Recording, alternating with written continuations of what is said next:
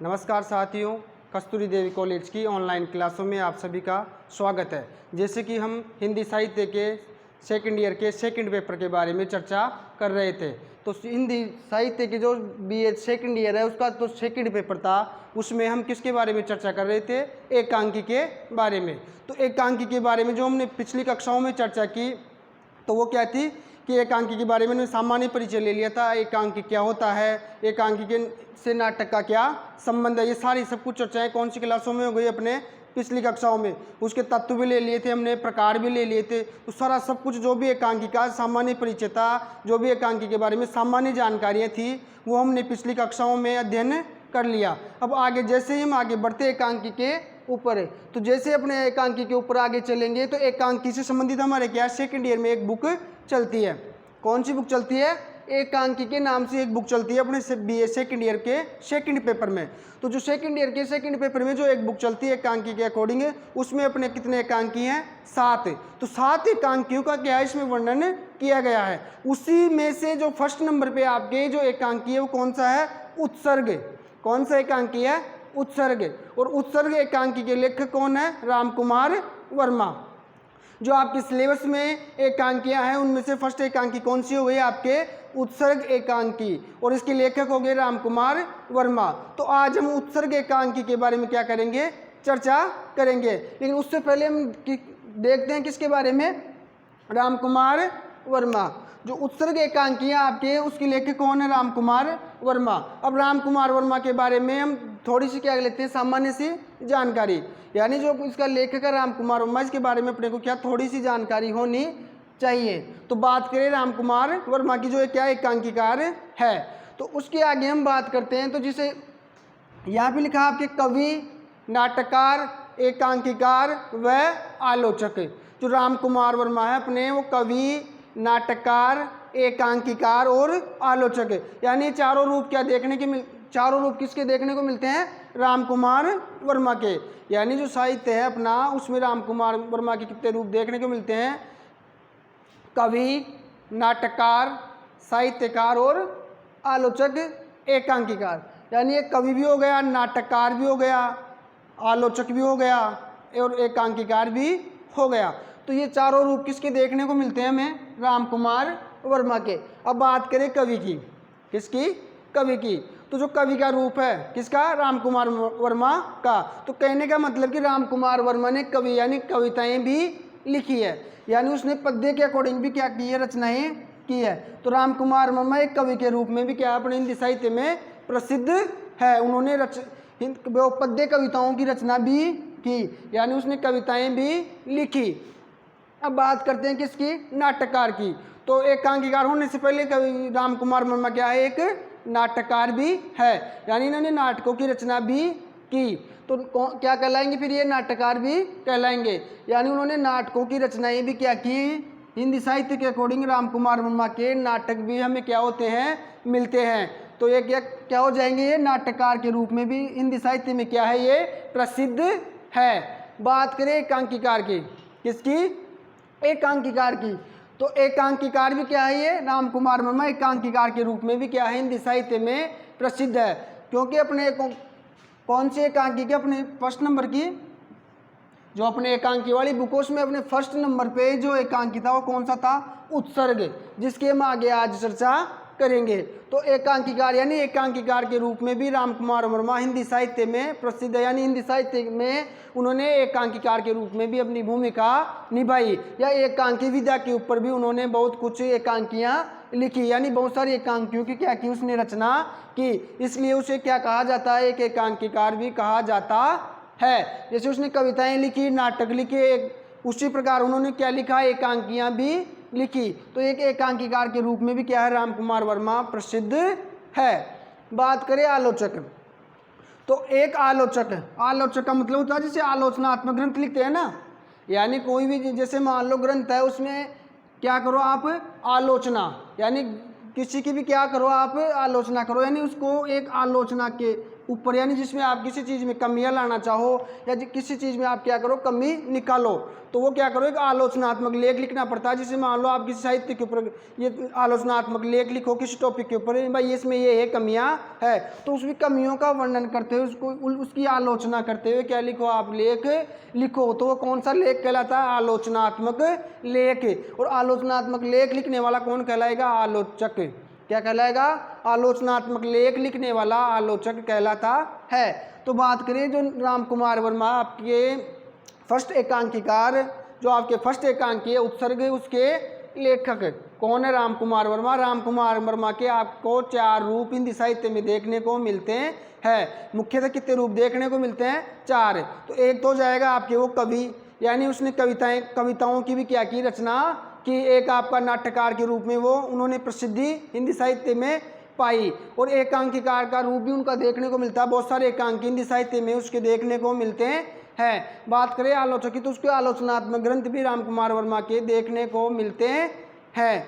तो ये कितने प्रकार हो गए राम कुमार वर्मा के? एकांकीकार, नाट्यकार व आलोचक के रूप में प्रसिद्ध है। यानी राम कुमार वर्मा ने कवि, नाट्यकार, एकांकीकार व आलोचक के रूप में हिंदी साहित्य में प्रसिद्धि प्राप्त की।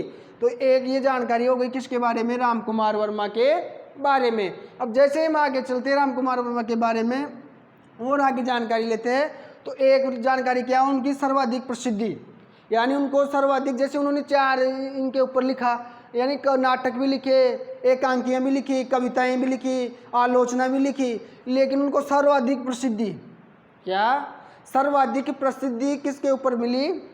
कौन सी विधा के ऊपर सर्वाधिक प्रसिद्धि प्राप्त हुई राम कुमार वर्मा को? नाटक व एकांकी। यानी राम कुमार वर्मा को नाटक व एकांकी विधा के अकॉर्डिंग सबसे ज़्यादा प्रसिद्धि प्राप्त हुई। यानी उन्होंने कविताएं भी लिखी, आलोचना भी लिखी, लेकिन सबसे ज़्यादा प्रसिद्धि किसके द्वारा प्राप्त हुई? नाटक व एकांकी के द्वारा। तो नाटक व एकांकी के द्वारा राम कुमार वर्मा को सर्वाधिक प्रसिद्धि प्राप्त हुई। यानी उन्होंने जिस विधा पे ज़्यादा लिखा या जिस विधा पे ज़्यादा जोर दिया वो कौन सी विधा थी? नाटक और एकांकी। अब बात करते हैं आगे किसकी?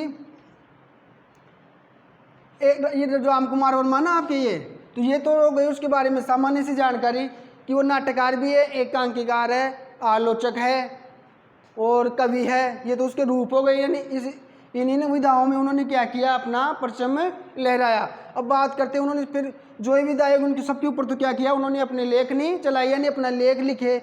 और बात करें उसकी प्रसिद्धि की, तो सबसे ज़्यादा प्रसिद्ध उनके नाटक व एकांकी हुए। अब बात करते हैं राम कुमार वर्मा की आगे। तो राम कुमार वर्मा के जो एकांकी है, क्योंकि अपने सिलेबस में क्या है? एकांकियाँ। तो एकांकी के अकॉर्डिंग बात करनी है अब हम अपने को आगे। तो एकांकी के अकॉर्डिंग बात करें राम कुमार वर्मा की, तो राम कुमार वर्मा ने कितने प्रकार के एकांकी लिखे? 3 प्रकार के। कितने प्रकार के? 3 प्रकार के। कौन कौन से? सामाजिक, कौन सा हो जाएगा? सामाजिक। एक हो जाएगा ऐतिहासिक और एक हो जाएगा आपके भावात्मक। तो 3 प्रकार के एकांकी हो गए किसके? राम कुमार वर्मा के। तो राम कुमार वर्मा ने सामाजिक एकांकियों की रचनाएं की, ऐतिहासिक एकांकियों की रचना की और भावात्मक एकांकियों की रचना की। तो बात करते हैं हम किसकी? फर्स्ट नंबर पे सामाजिक एकांकी। अब सामाजिक एकांकी की बात करें, जैसे पिछली क्लास में मैंने आप जो एकांकी का अपना सामान्य परिचय पढ़ रहे थे, एकांकी का स्वरूप या उसका उद्भव और विकास, ये सारी सब कुछ चीज़ें, तत्व, ये सब में हमने क्या पिछली कक्षाओं में क्या एकांकी की एक सामान्य सी जानकारी, उसका उद्भव और विकास हमने क्या किया था? पढ़ा था। उसके अकॉर्डिंग हमने देखा था एक सामाजिक एकांकी, यानी सामाजिक एकांकी क्या होती है वहाँ भी हमने देखा था। अब एक बार और देख लेंगे यहाँ पे। तो एकांकीकार जो राम कुमार वर्मा है वो कौन सी एकांकियाँ लिखी उन्होंने? सामाजिक, यानी 3 प्रकार की एकांकियाँ लिखी थी। उनमें से फर्स्ट नंबर पे कौन सी है? सामाजिक एकांकी। अब बात करते हैं सामाजिक एकांकी की। तो सामाजिक एकांकी कौन सी एकांकी आएगी? यानी जो अपना समाज है उसके अंदर जो भी दोष है, जो भी त्रुटियाँ हैं, तो उनको अपने लेखनी का क्या बनाया? उन्होंने हिस्सा बनाया। यानी जो सामाजिक एकांकी है उनको अकॉर्डिंग उन्होंने कौन से मुद्दों पर बात की? जैसे समाज में अपने कोई से भी मुद्दे हो गए, जैसे कोई दोष हो गया या कोई त्रासदी हो गई, ऐसी कोई सामाजिक या कोई सामाजिक ऐसी घटना हो जाए, या समाज में कोई कुरीति हो या कोई ऐसी और कोई भी घटना हो या जातिवाद हो, जो भी समाज के अंतर्गत आता अपने सामाजिक तौर तरीके हो, तो उनके अकॉर्डिंग उन्होंने क्या किया, अपनी रचनाओं को लिया। यानी जो भी एकांकियाँ लिखी उन्होंने किसके अकॉर्डिंग लिखी, सामाजिक, यानी जो सामाजिक एकांकियाँ थी वो सामाजिक मुद्दों को लेकर लिखी गई। तो इस प्रकार उन्होंने, और जो भी एकांकियाँ लिखी तो उनको सामाजिक जो भी मुद्दे थे, सामाजिक जो भी त्रासदियाँ थी, सामाजिक त्रुटियाँ थी हमारे समाज में, उनको बखूबी तरीके से क्या किया, उन्होंने अपने एकांकियों के माध्यम से दर्शाया। यानी एकांकियों के माध्यम से उसको क्या किया, दर्शाया, और यानी सफलतापूर्वक है।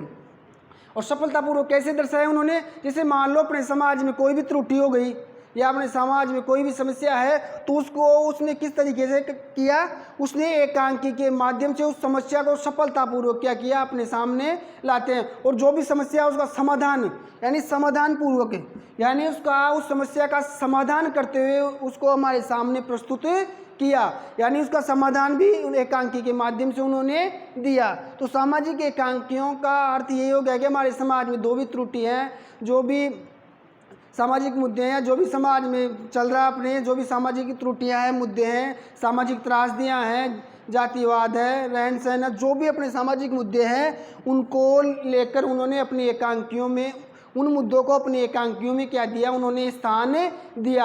और उन मुद्दों के ऊपर जो एकांकियाँ लिखी, उन एकांकियों का उन्होंने सफलतापूर्वक, जो भी समस्या हो उसका सफलतापूर्वक समाधान हमारे सामने प्रस्तुत किया एकांकियों के माध्यम से। यानी उन्होंने उनके एकांकी, जो सामाजिक प्रकार के एकांकी, उनमें जो भी सामाजिक मुद्दे थे उनका उन्होंने सफलतापूर्वक समाधान करते हुए हमारे सामने प्रस्तुत किया। तो ये हो जाएगा उनकी किसके अकॉर्डिंग, सामाजिक एकांकियों के अकॉर्डिंग। अब बात करते हैं सामाजिक एकांकियों की आगे। अब आगे चर्चा करते हैं सामाजिक एकांकियों की। तो उत्सर्ग, एक तो उनका कौन सा हो जाएगा सामाजिक एकांकी, उत्सर्ग, एक हो जाएगा सही रास्ता, और एक हो जाएगा आशीर्वाद। यानी जो ये एकांकी हो गए ना आपके सामने, उत्सर्ग हो गया, सही रास्ता हो गया, और एक हो गया आशीर्वाद। उत्सर्ग, सही रास्ता, आशीर्वाद, तीनों एकांकी किसके अकॉर्डिंग आएंगे, सामाजिक एकांकियों के अकॉर्डिंग। अगर बात करें राम कुमार वर्मा की, जैसे क्वेश्चन आ गया आपके राम कुमार वर्मा पे, भाई राम कुमार वर्मा ने कितने प्रकार के एकांकी लिखे, राम कुमार वर्मा ने कितने प्रकार के एकांकियों की रचना की, विस्तार पूर्वक समझाइए। तो वहाँ पे फिर आपको क्या करना, राम कुमार वर्मा के बारे में सामान्य परिचय देके, और फिर उनके जो भी 3 प्रकार के एकांकी थे वो लिखने हैं। तो तीनों पॉइंट याद रखने हैं आपको ऐसे कैसे। और ये बेसिक जो कॉन्सेप्ट है राम कुमार वर्मा के अकॉर्डिंग, वो कवि भी थे, नाटककार थे, एकांकीकार, आलोचक आदि क्या थे, वो थे। यानी आदि की विधाओं के ऊपर उन्होंने क्या किया, अपनी लेखनी चलाई। और जैसे बात करें सर्वाधिक प्रसिद्धि की, तो सर्वाधिक प्रसिद्धि नाटक और एकांकियों के अकॉर्डिंग किसको मिली, राम कुमार वर्मा को सर्वाधिक प्रसिद्धि प्राप्त हुई। फिर बात करते हैं उनके एकांकियों के प्रकार, यानी कितने प्रकार के एकांकियों का उन्होंने निर्माण किया, कौन कौन से एकांकी उन्होंने लिखे। तो वो लिखे उन्होंने सामाजिक एकांकियों की रचना की, उन्होंने ऐतिहासिक एकांकियों की रचना की, भावात्मक एकांकियों की उन्होंने क्या की, रचनाएं की। फिर सामाजिक एकांकियों की चर्चा कर रहे थे हम, जिसमें उसमें हमने देखा कि जो भी सामाजिक त्रासदियाँ, सामाजिक त्रुटियाँ या हमारे समाज के जो भी बंधन है, रीति रिवाज है, जो भी प्रथाएं हैं, उनका उन्होंने अपने एकांकियों के माध्यम से, उनको जो भी समस्याएं थी, जो भी त्रुटियाँ था, उनको एकांकियों के माध्यम से दर्शाया, और दर्शाते हुए उनका सफलतापूर्वक समाधान भी हमारे सामने क्या किया, प्रस्तुत किया।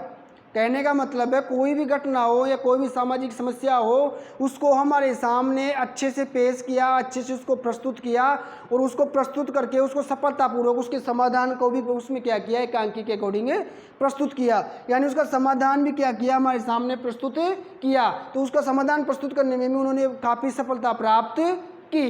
अब बात करते हैं फिर किसकी आगे, ऐतिहासिक एकांकियों की। अब जैसे सामाजिक एकांकी की बात हुई, तो उसी प्रकार 2 नंबर पे क्या आता है, कौन सा प्रकार है, ऐतिहासिक। यानी राम कुमार वर्मा ने ऐतिहासिक एकांकियों की भी रचना की, यानी ऐतिहासिक या ऐतिहासिक पात्रों को लेकर भी उन्होंने क्या की, एकांकियों का निर्माण किया। अब बात करते हैं ऐतिहासिक एकांकी होते क्या है, क्या होते हैं ऐतिहासिक एकांकी। जैसे इसके नाम से ही मालूम चल रहा है, इतिहास प्लस इक, यानी जो भी इतिहास में घटनाएं घटित हुई, यानी जो भी अतीत में हमारी घटनाएं घटित हुई, उन ऐतिहासिक या उन पौराणिक पात्रों को लेकर या उनकी जीवनी को लेकर जो एकांकियाँ तैयार की गई या जो एकांकियों का निर्माण किया गया, वो ऐतिहासिक एकांकी कहलाते हैं। कौन से एकांकी कहलाते हैं? ऐतिहासिक एकांकी कहलाते हैं। कहने का मतलब ये है कि ऐतिहासिक एकांकी कौन से आएंगे? जिनमें किसी ऐतिहासिक घटना या ऐतिहासिक मुद्दा या किसी ऐतिहासिक पात्र, कहने का मतलब है कि जो आप हिस्ट्री सब्जेक्ट पढ़ते हो, इतिहास पढ़ते हो, तो इतिहास से संबंधित जितनी भी घटनाएं हैं या इतिहास से संबंधित जितने भी अपने पात्र हैं या जो भी इतिहास में जो भी प्रसिद्ध हुए राजा महाराजा, उनकी जीवनी या उनकी किसी घटना को लेकर अगर कोई एकांकी हमारे सामने रचा जाता है तो उसे हम ऐतिहासिक एकांकी कहते हैं। यानी इतिहास के प्रसिद्ध पात्रों को लेकर जिन एकांकियों का निर्माण किया गया वो ऐतिहासिक एकांकी कहलाते हैं। तो जैसे आपके सामने यहाँ क्वेश्चन आता है तो सामाजिक एकांकी की पहले तो क्या करनी पड़ेगी? आपको परिभाषा देनी पड़ेगी वहाँ पे कि सामाजिक एकांकी होते क्या है। किसे कहोगे आप सामाजिक एकांकी? और फिर रामकुमार वर्मा के अकॉर्डिंग अगर आपसे क्वेश्चन आता है तो फिर रामकुमार वर्मा ने कौन कौन से सामाजिक एकांकियों की रचना की, कौन कौन से सामाजिक एकांकियों को उन्होंने रचना की, वो आपको उसके अकॉर्डिंग फिर लिखना पड़ेगा। इसी अकॉर्डिंग आगे हम देखते हैं ऐतिहासिक एकांकी। तो ऐतिहासिक एकांकी के अकॉर्डिंग आपको उसकी परिभाषा देनी पड़ेगी कि ऐतिहासिक एकांकी होते क्या है, ऐतिहासिक एकांकी किसे कहते हैं। तो वो परिभाषा आपको क्या करनी पड़ेगी? इसमें पहले परिभाषा देनी पड़ेगी और फिर परिभाषा बताने के बाद में आपको उसमें एक दो उदाहरण भी देने पढ़ेंगे कि रामकुमार वर्मा ने कौन कौन से एकांकियों की रचना की, यानी कौन कौन से ऐतिहासिक एकांकी थे जिनकी रचना रामकुमार वर्मा ने की। फिर बात करते हैं भावात्मक एकांकी की, यानी तीसरे नंबर पे कौन सा प्रकार आता है एकांकी का? भावात्मक एकांकी। अब भावनात्मक एकांकी क्या होता है? कहने का मतलब ये है कि भावात्मक एकांकी होते क्या है, यानी कौन से एकांकियों को या कौन से एकांकियों को आप भावात्मक एकांकी कहोगे। तो कहने का मतलब ये यहाँ देखो सीधे कहाँ पे, यहाँ पे क्या है, ये क्या लिखा हुआ है यहाँ पे? ये कवि। क्या है? कवि। और कवि क्या होता है? एक भावुक होता है, यानी काल्पनिक होता है। यानी कवि में कौन सी प्रधानता होती है? यानी उसमें के अंदर भावुकता होती है, यानी कल्पना शक्ति उसमें अद्भुत होती है। ये किसकी विशेषता होती है? एक कवि की। तो बात करें भावात्मक एकांकियों की, यानी जो भावनाएं जो इमोशनल हो उनसे जुड़े हुए जो एकांकी होते हैं वो किस में आएंगे? भावनात्मक एकांकियों में। अब भावनात्मक एकांकियों को क्यों इन्होंने भावनात्मक एकांकियों का निर्माण किया, यानी इनकी एकांकियों में भावनात्मक ताकि वो कैसे आई, कैसे इनकी एकांकियों में आपको भावात्मकता देखने को मिलती है। वो क्यों देखने को मिली? क्योंकि ये क्या थे?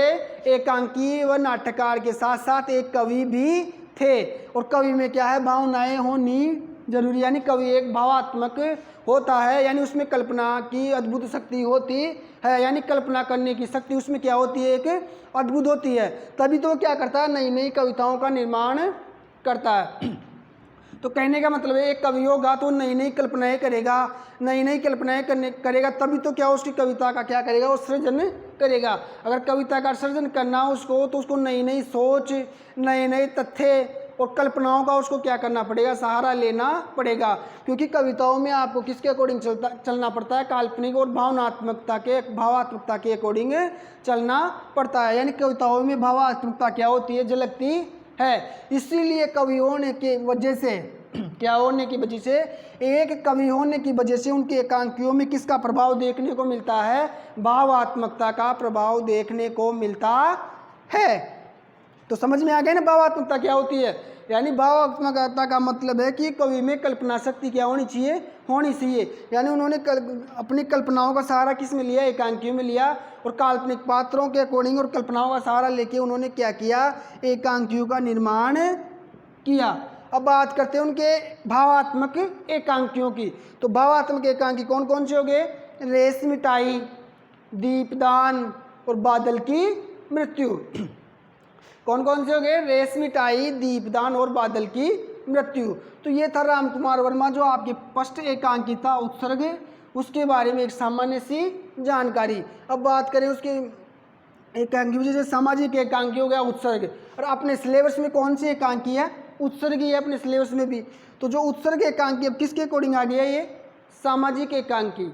तो अब जैसे मान लो हमारे ये कौन सा एकांकी हो गया? अब अपने सिलेबस में है ना उत्सर्ग एकांकी, तो इसको किसके अकॉर्डिंग रखोगे आप? सामाजिक एकांकी के अकॉर्डिंग। तो कहने का मतलब ये होगा कि इसमें जो भी घटना या जो भी समस्या या जो भी त्रासदी या जो भी त्रुटि या जो भी कुछ भी आएगा वर्णन वो किसके अकॉर्डिंग आएगा?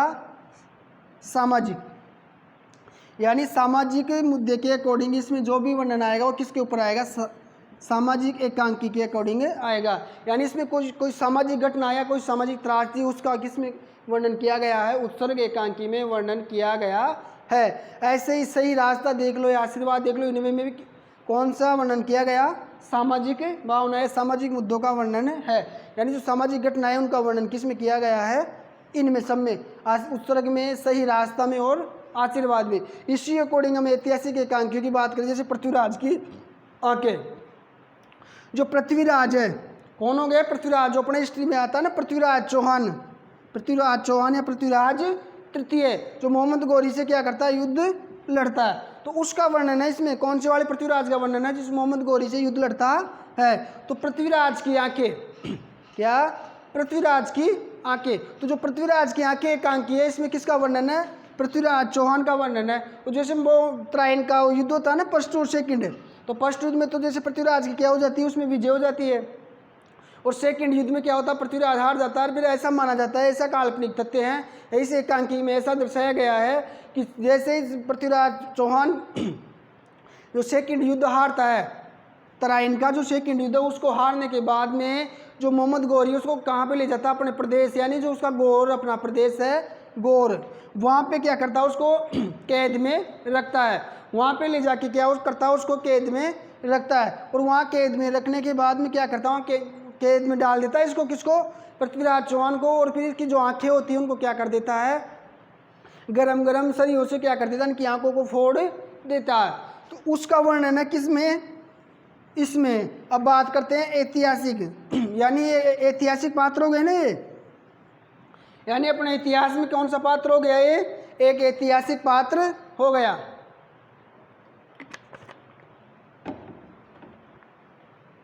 तो ऐतिहासिक पात्र हो गया कौन? पृथ्वीराज चौहान। तो उस ऐतिहासिक पात्र को, पृथ्वीराज चौहान को, किसके माध्यम से दर्शाया गया है यहाँ पे?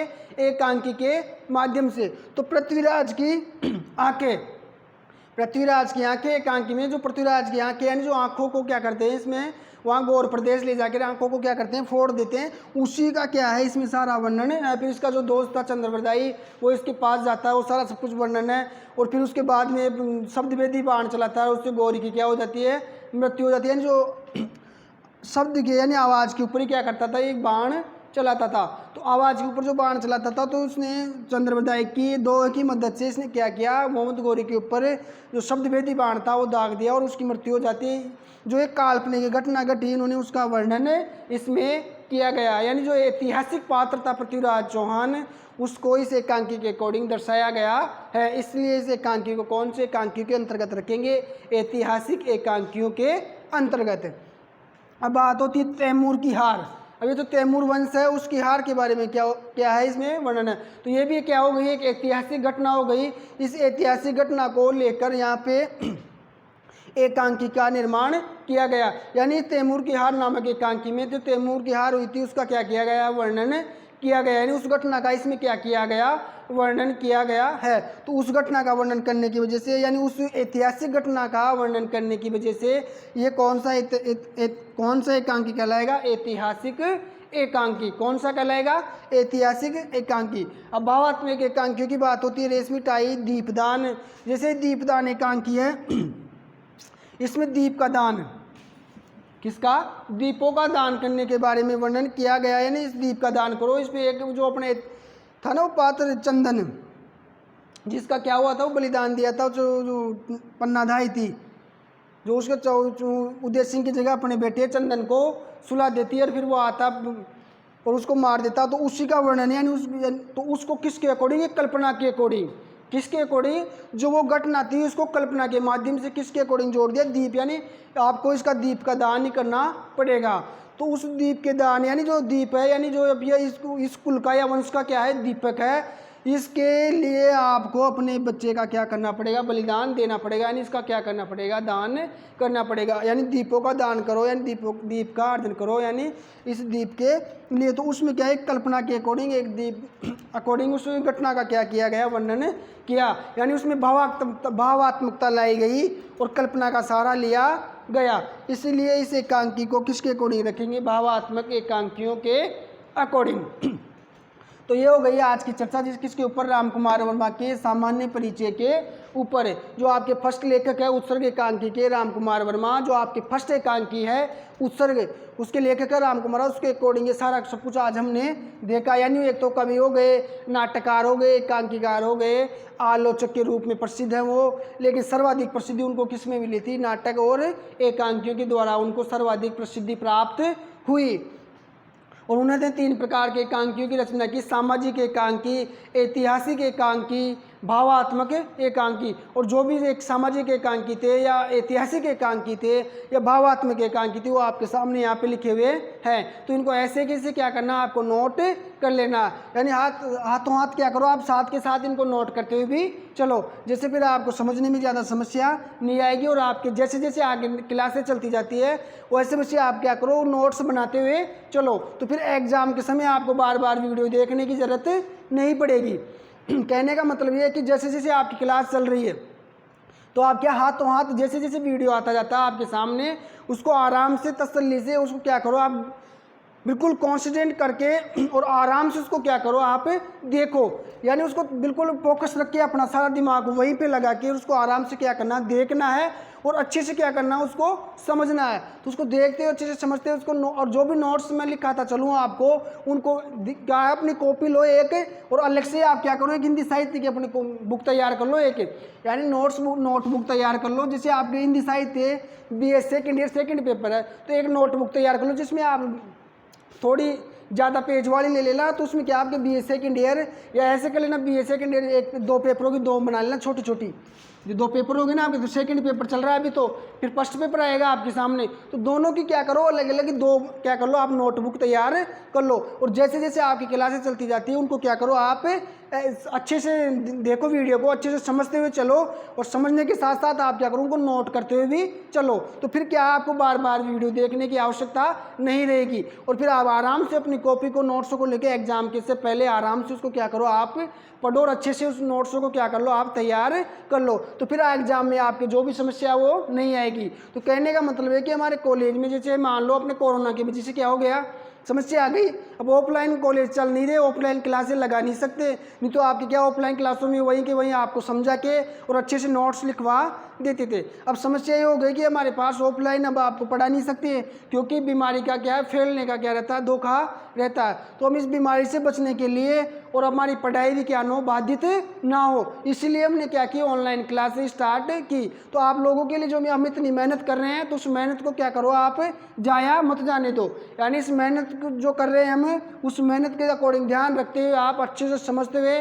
और रोज़ जो अपनी क्लास चलती है उसको रोज़ देखो, रोज़ वीडियो को क्या करो, आप जैसे जैसे वीडियो आपके सामने आता जाए, उस जैसे टॉपिक चल रहा है अपना ये एकांकी, तो फर्स्ट पे ये आया, फिर सेकंड नंबर पे इससे आगे इससे आगे, तो जैसे जैसे वीडियो आपके सामने आते जाए उनको क्या करो, आप देखते हुए चलो, और हाथों हाथ क्या करो, आप नोट्स बनाते हुए चलो। तो फिर जैसे आपका ये सारी क्लासें कंप्लीट हो जाएगी, जैसे आपके एग्जाम आने में 2-3 महीने रहेगी, तो फिर आप उस नोट्सों को क्या करो, आराम से नोट्सों को पढ़ लो एग्जाम के समय, तो आपको एग्जाम में कोई भी समस्या नहीं आएगी, और जो बीमारी चल रही है इसकी वजह से आपकी पढ़ाई भी बाधित नहीं होगी। तो इसको ध्यान में रखते हुए हमने क्या की, ऑनलाइन क्लासें स्टार्ट की। तो ऑनलाइन क्लासों का आपको भरपूर आनंद लेना है और भरपूर इनका फ़ायदा उठाना है।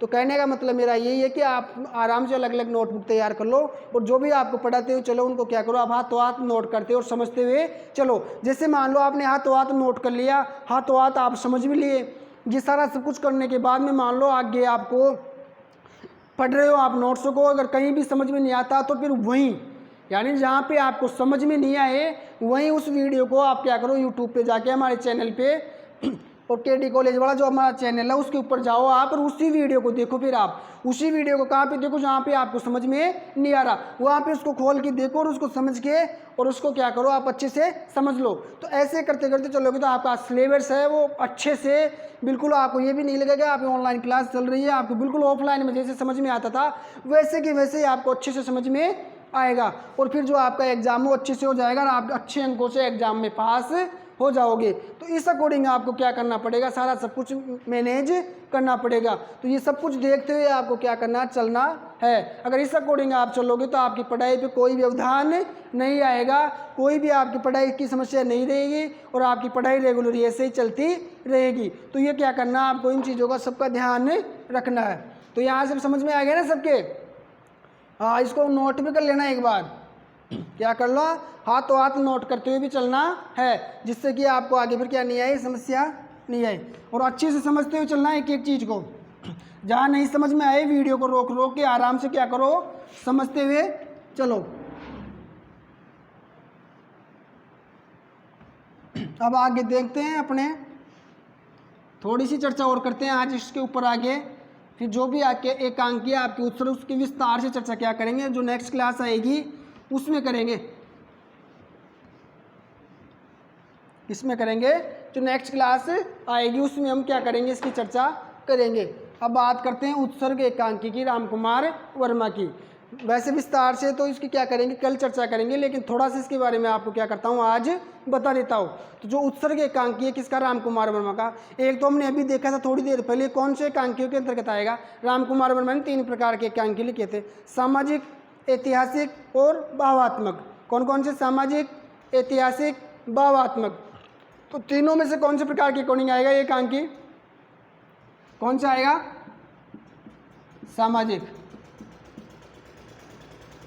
किसके अकॉर्डिंग आएगा, सामाजिक। यानी अब अपने को ये ध्यान चलते ही, यानी ये मालूम होते हैं अपने दिमाग में क्या क्लिक होना चाहिए, अपने दिमाग में सीधे सीधे आना चाहिए कि इसमें किसका वर्णन है। कोई भी सामाजिक घटना है, सामाजिक मुद्दा है, सामाजिक त्रासदी है, सामाजिक त्रुटि जो भी हो समाज से संबंधित उसका क्या है, इसमें वर्णन है। तो ये कौन सा एकांकी हो गया, अपने सामाजिक एकांकी हो गई। एक बात तो ये ध्यान रखनी है, कौन सा एकांकी हो गया, सामाजिक एकांकी। अब बात करते हैं इसमें नॉर्मली, एक बार बात करें इसकी, तो इसमें जो वर्णन आएगा वो किसका आएगा, एक डॉक्टर शेखर। इसका जो मेन पात्र है वो कौन है, डॉक्टर शेखर। उसके बारे में सारा वर्णन है, उसके अकॉर्डिंग जो उसके सहायक पात्र है, उसके साथ में कौन कौन से पात्र है। जैसे उसकी एक बेटी हो गई, एक उसका सहायक हो गया, एक उसका सेवक हो गया, एक उसकी प्रतीक्षित यानी उपेक्षित, एक उपेक्षित नारी पात्र जो उसका प्रेमिका है, तो उसकी एक प्रेमिका हो गई उपेक्षित प्रेमिका, उसका वर्णन हो गया। यानी जो चारों पांचों पात्र है, यानी कितने पात्र हो गए इसमें, 5। तो इन्हीं 5 पात्रों के अकॉर्डिंग क्या चलता है, ये आपका एकांकी चलता है। तो उन 5 पात्रों के बारे में कल हम क्या करेंगे, विस्तार से पूरी एकांकी की क्या करेंगे, चर्चा करेंगे। तो जो 5 पात्र है, 5 पात्रों की क्या क्या भूमिका है, 5 पात्रों की क्या क्या इस एकांकी के अकॉर्डिंग भूमिका रहेगी। डॉक्टर शेखर है इसका जो मेन पात्र, उस इन पात्रों का क्या संबंध है, वो सारा सब कुछ क्या हम कल विस्तार से पढ़ेंगे। अब बात करते हैं इसमें मेन बात क्या है, जो अपना उत्सर्ग एकांकी है, जो इसमें जो विज्ञान है उसके ऊपर, यानी जो मानव की भावनाएं हैं, जो मानव का रिलेशन है या जो मानव के रिश्ते हैं उनको किसके ऊपर, विज्ञान के ऊपर हावी बताया गया है।